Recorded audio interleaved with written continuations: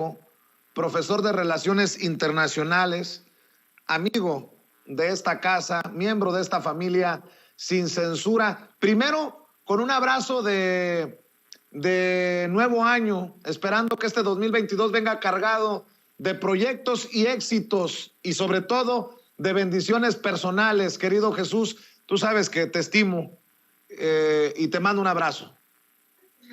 ¿Qué tal, querido Vicente? Feliz año 2022. Como dices, la estimación es mutua, el respeto es recíproco y bueno, pues muy contento como cada viernes de estar acá en Sin Censura. Antes de entrarle a los temas internacionales, ¿cómo viste esta obra maestra del Fisgón? Su caricatura, los moneros, le duela a quien le duela, le pese a quien le pese, con sus caricaturas gritan verdades en donde publican. No sé si ya viste la caricatura de El Fisgón. Le mando un saludo a Rafa Barajas, El Fisgón, que publica haciendo referencia a aquella película del Silencio de los Inocentes con Felipe Calderón, y dice El silencio de los expresidentes. Vaya jornadas con un Felipe Calderón casi desaparecido de redes sociales. Dame tu opinión, profe. Déjame empezar con eso. Mira, ciertamente, si hacemos un paneo histórico, la gente en general en los diferentes pueblos difícilmente tenían acceso a la educación pública, difícilmente tenían acceso a una formación académica y por lo tanto entonces históricamente las imágenes se convirtieron en una manera de expresar, en una manera de comunicar, en una manera de transmitir conocimiento, y esto viene desde la prehistoria hasta la fecha, hasta nuestros días, a pesar de que cada vez mayores porcentajes de población de a pie tienen acceso a la educación y sabemos leer. Las imágenes no dejan de ser importantes, sobre todo en la sátira política. Y esto que hace el Fisgón Monero es una prueba de ello. La sátira política hace parte también de la alfabetización, del despertar de las conciencias. Y esto genera, Vicente, un ecosistema en donde muchas veces se dicen demasiadas cosas sin poner una sola palabra, como son las imágenes. Desde ese punto de vista, el sarcasmo, la ironía, la sátira se convierten en críticas demoledoras para los sujetos políticos de los que se trate, a los que se dedique dicha sátira. Aquí está lo que deja el maestro Fisgón Monero, el Monero Fisgón, Rafael Barajas, en esta caricatura que es brutal, brutal, sobre Felipe Calderón. Dice: Felipe Calderón, Genaro García Luna, Cárdenas Palomino, el silencio de los expresidentes, que los investiguen a todos, caiga quien caiga, del sexenio que sea. Ahí se las dejamos de tarea. Y yo sé que traes temas muy interesantes, sobre todo por las declaraciones del presidente de Estados Unidos, Joe Biden, y más reacciones políticas en Estados Unidos a un año de aquella toma violenta del Capitolio por seguidores de Donald Trump. Profe, es una herida que sigue abierta y que siempre está latente esa posibilidad de una, híjole, ¿cómo llamarle? ¿Insurgencia? ¿Cómo le llamarías tú, profe? Pues literal, Vicente, la dinamización o dinamitar un orden que mal que bien había estado funcionando en Estados Unidos, había estado permitiendo la coexistencia pacífica de fuerzas y de diferentes grupos de interés que al amparo justamente de cierta normatividad, de cierta estructura política, habían coexistido. Ya habíamos dicho en algunas otras entrevistas que autores como Roger Smith en American Politics, en la política estadounidense, que es un libro que la gente debiera leer para entender el sistema político estadounidense, que es muy interesante y que la verdad, Vicente, a veces es un poco frustrante ver los sistemas universitarios en México, incluso los centros de investigación que se supone que son creados para especializarse en algún tema. Es súper frustrante que si nuestro comercio depende del 80% de lo que mandamos a Estados Unidos, que si las remesas rompen récord y es una de las principales entradas de divisas a este país, que si a Estados Unidos es el país al que más petróleo le vendemos, la mayor cantidad de turistas vienen de Estados Unidos a México, somos el principal socio comercial para Estados Unidos, representamos para ellos el 15% y comercializamos más que España, Francia, Italia, Holanda, Portugal y Austria juntos, puestos en bola. Bueno, pues que no tengamos, como hacen los chinos, como hacen los coreanos del sur o los japoneses, es frustrante que no tengamos centros de investigación especializados en Estados Unidos. Y de pronto tenemos por ahí un par de posgrados que hablan de la relación México-Estados Unidos. Por ejemplo, en la UNAM me parece que hay en la Facultad de Ciencias Políticas, pero fuera de esos esfuerzos, sería muy importante entender por qué lo que dijo el presidente Joe Biden y por qué lo que dicen personajes como la congresista Ilhan Omar o Alexandria Ocasio-Cortez o Vicente González, el congresista de Texas, de cómo vivieron desde adentro esta historia surrealista que parecía, Vicente, que estábamos viendo una película de Marvel, una película hollywoodense, en donde los extraterrestres o en donde los bárbaros o en donde los zombies o en donde cualquier, digamos, adjetivo que le queramos poner, llegaban al Capitolio. Y esto de verdad parecía una película de Marvel, tú lo recordarás, pero además el presidente de los Estados Unidos, sin haber documentado que hubo fraude, pues alentando a las masas a que impidieran que, por otro lado, Mike Pence, que fue, digamos, el más institucional de todos ellos, validara la elección que diera como resultado, pues, el triunfo de Joe Biden y la formalización de su presidencia electa. Y en ese contexto, me parece que se corrió el riesgo enorme de que se rompieran los últimos hilos de algo que vienen arrastrando republicanos y demócratas desde hace mucho tiempo, que es lo que decía Roger Smith, y por eso hacía referencia a ese libro, y por eso lamentaba un poco que desde México no hubiera esfuerzos serios en estudiar a fondo el sistema político de Estados Unidos, porque habla de una guerra civil institucional, puesto que una guerra civil armada sería autodestructiva completamente. Entonces habla de una guerra civil institucional que hace que cada vez más tanto republicanos como demócratas estiren la cuerda al punto de evitar, pues, el no retorno. Y parecía lo que vimos, lo que observamos millones de personas en el mundo ese 6 de enero del año 2021 era justamente la tensión de la cuerda, que incluso, Vicente, llegó a indignar a muchos republicanos. Y aquí, y con esto cerraría, digamos, esta reflexión, y aquí viene un tema más importante y más preocupante, y que quede, ahora sí que dile a don David que nos grabe, porque esto que voy a decir me parece importante para el año 2024. Y es que, a pesar de que en un principio muchos republicanos se indignaron con Donald Trump, pues resulta que hoy en día hasta el 75% de la gente que dice simpatizar con el Partido Republicano, uno, cree que hubo fraude, cree que Joe Biden es un presidente fraudulento, y dos, cree que Donald Trump sería el candidato ideal de los republicanos para volver a contender en el año 2024. ¿Y qué les ha estado pasando a la gente en estados como Michigan, como Georgia o incluso en Nevada? En estos estados bisagra, en donde se definió la elección por los votos electorales que aportaron, pues prácticamente o ya no se van a reelegir, ya no son dignos de elección por el Partido Republicano, o ya no tienen futuro político. Dicho de otra manera, Donald Trump ha venido apretando las tuercas de tal suerte que, aunque parece un individuo arrinconado por el fiscal, por ejemplo, de Nueva York, que ha citado a Trump y a toda su familia, principalmente a Donald Trump Jr. y a Ivanka Trump, para que respondan por acusaciones de fraude y de evasión fiscal, porque, bueno, también sabemos que Trump no era transparente con el tema de sus impuestos. A pesar de todos esos obstáculos y adversidades, pues resulta que Trump ahorita, en este momento, es el candidato o el precandidato, faltando 3 años para que eso suceda, más fuerte y más sólido del Partido Republicano.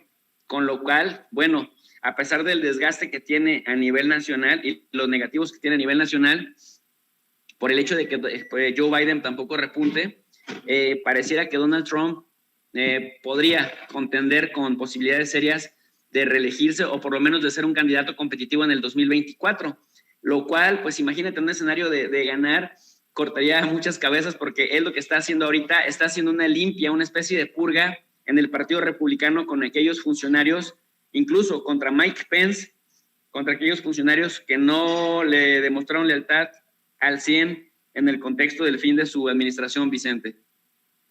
Oye, profe, aprovechando que estamos hablando de Estados Unidos, ¿cómo ves la insistencia del presidente Andrés Manuel López Obrador hoy en la mañanera, planteamiento de Nancy Flores de que contesten la nota enviada sobre el financiamiento a mexicanos contra la corrupción y la impunidad por parte de instituciones gringas? Dice el presidente que no han respondido, pero que se va a seguir insistiendo.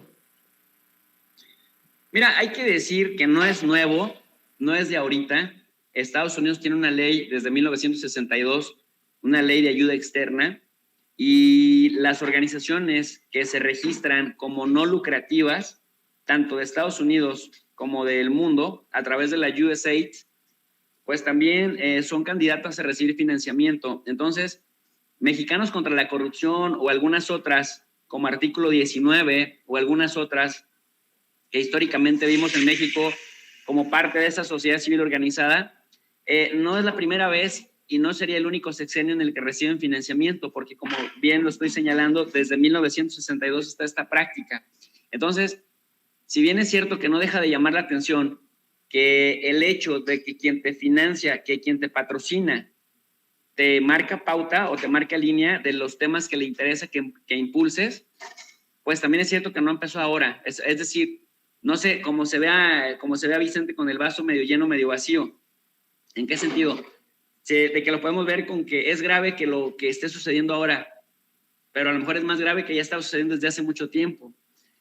O quizá alguien diga, bueno, no es para tanto, ha recibido siempre financiamiento desde que empezaron a fundarse, o pues lo grave es que justamente en este contexto están desatados. Mira, por ejemplo, hay una organización alemana también que se llama Konrad Adenauer, que de pronto la tienen secuestrada y algunas mafias de grupitos del CIDE, de la Universidad de Guadalajara, etcétera, y que apoya eventos y les marca líneas, les dice, tienes que impulsar los intereses de Alemania en México, y les manda dinero para financiar congresos, para financiar eventos, en donde por supuesto resalte el interés de la política exterior alemana y los vínculos de cooperación con México. Entonces, algo parecido es a todas estas organizaciones que el Departamento de Estado de Estados Unidos les baja financiamiento.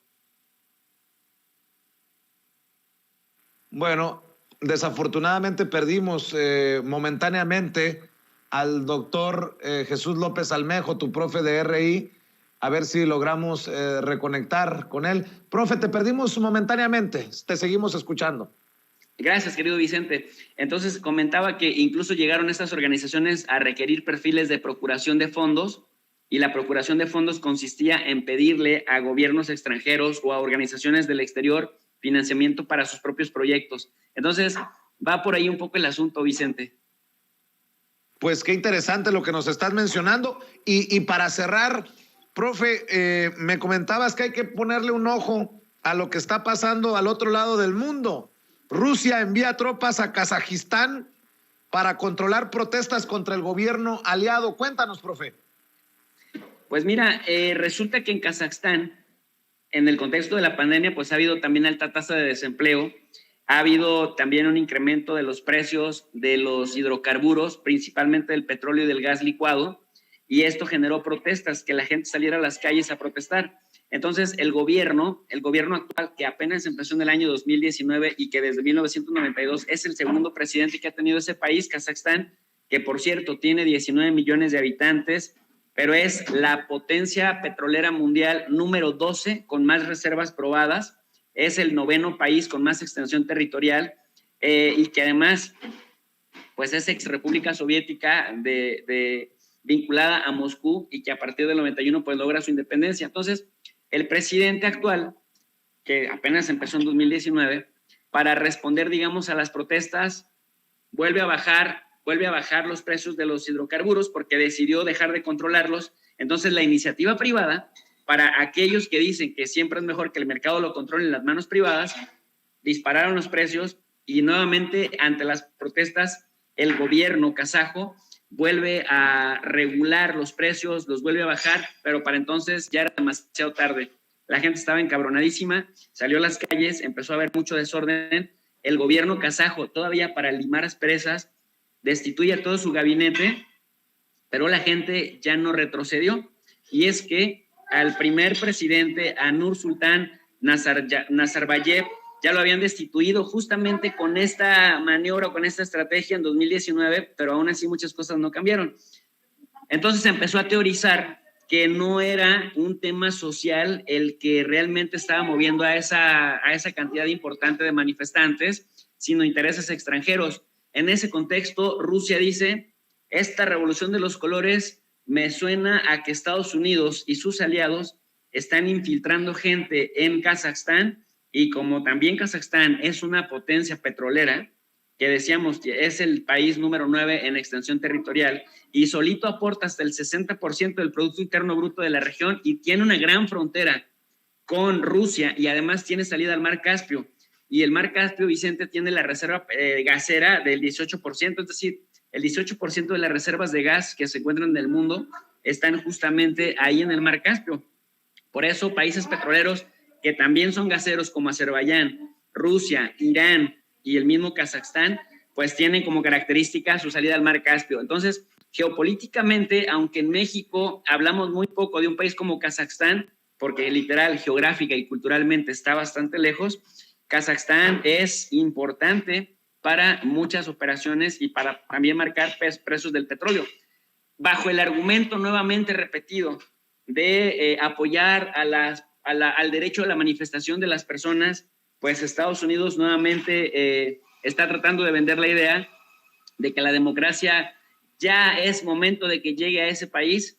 Y bueno, pues como Rusia lidera una alianza militar con Kazajstán, con Bielorrusia, y con unos países de la región, con Azerbaiyán, incluso con Armenia, les dicen, es un alto hasta aquí, no queremos influencia extranjera que desestabilice gobiernos. Y hace como unos 8 días, el presidente ruso Vladimir Putin había soslayado que Estados Unidos era un país que iba por ahí rompiendo el tejido social de los países para luego, una vez que estaban vulnerables, empezarlos a financiar, para luego sujetarlos a que la normatividad que construían después de la reconstrucción les favorecía prácticamente a los intereses estadounidenses.